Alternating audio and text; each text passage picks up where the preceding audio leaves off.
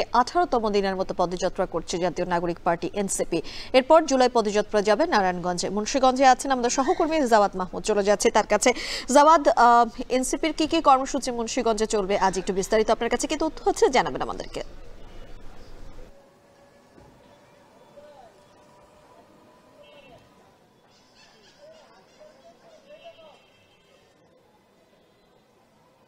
কিছুক্ষণ আগে অর্থাৎ জুমার আগেই আমি যেখানে দাঁড়িয়ে আছি মুন্সিগঞ্জ শহরের শহীদ চত্বর, এখানে সমাবেশ সম্পন্ন করেছে। অর্থাৎ জুলাই পদযাত্রা যেটি এনসিপি দেশ জুড়ে করছে, আজকে 17তম দিনের মতো চলছে।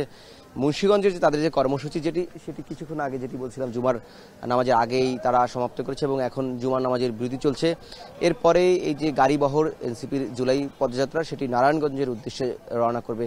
আমরা যখন দেখলাম যে এখানে সমাবেশে বক্তব্য রেখেছে এনসিপির কেন্দ্রীয় নেতারা, এনসিপি আহ্বায়ক নাহিদ ইসলাম, হাসনাত আবদুল্লাহ, সাদিস আলম, এখানে নাহিদ ইসলাম যে বিষয়টি বলেছেন যে জুলাই ঐক্যের একটি ডাক দিয়েছেন বা তারা বলছেন যে এই যে সন্ত্রাসী তাদের উপর হামলা হয়েছে, এই যে বক্তব্যই কিন্তু গোপালগঞ্জের বিষয়টি আবারও উঠে এসেছে এবং তারা বলছেন যতদিন পর্যন্ত, বিশেষ করে নাহিদ ইসলাম বলছেন যে যতদিন পর্যন্ত মুজিববাদের তারা কবর রচনা করতে না পারবেন ততদিন পর্যন্ত এনসিপি লড়াই চালিয়ে যাবে। এবং নাহিদ ইসলাম আরেক বিষয় বলেছেন যে হামলা করে আক্রমণ করে এনসিপি কে দমানো যাবে না। এবং আমরা দেখছি যে আমার ঠিক পাশ থেকে যেটি গাড়িবহর সেটি পুলিশ প্রোটোকল রয়েছে, এখানে আমরা সেনা সদস্যদের দেখেছি, বিজিবি সদস্যদেরও দেখেছি।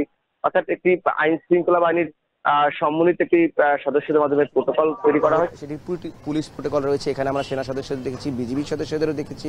অর্থাৎ একটি আইন শৃঙ্খলা বাহিনীর সম্মিলিত একটি সদস্যদের মাধ্যমে প্রোটোকল তৈরি করা হয়েছে। সেই প্রোটোকল দিয়েই কিন্তু নারায়ণগঞ্জে হামলার পর এটি তাদের আসলে বহরে যুক্ত হয়েছে এবং নিরাপত্তা বাড়ানো হয়েছে। এবং এখন মূলত এই গাড়ি বহরটি অর্থাৎ জুলাই পদযাত্রা এনসিপির সেটি নারায়ণগঞ্জের উদ্দেশ্যে যাবে এবং সেখানে বক্তব্য রাখবে এনসিপির কেন্দ্রীয় নেতারা।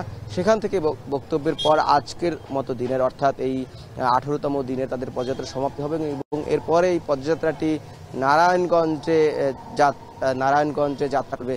এবং এখানটিতে বিষয় হচ্ছে যারা যেহেতু ইতিমধ্যেই এই পদযাত্রা শুরু হয়ে গিয়েছে এবং আমরা দেখছি যে গাড়িবহর নারায়ণগঞ্জের উদ্দেশ্যে রওনা করেছে। এই ছিল আমার কাছে সবশেষ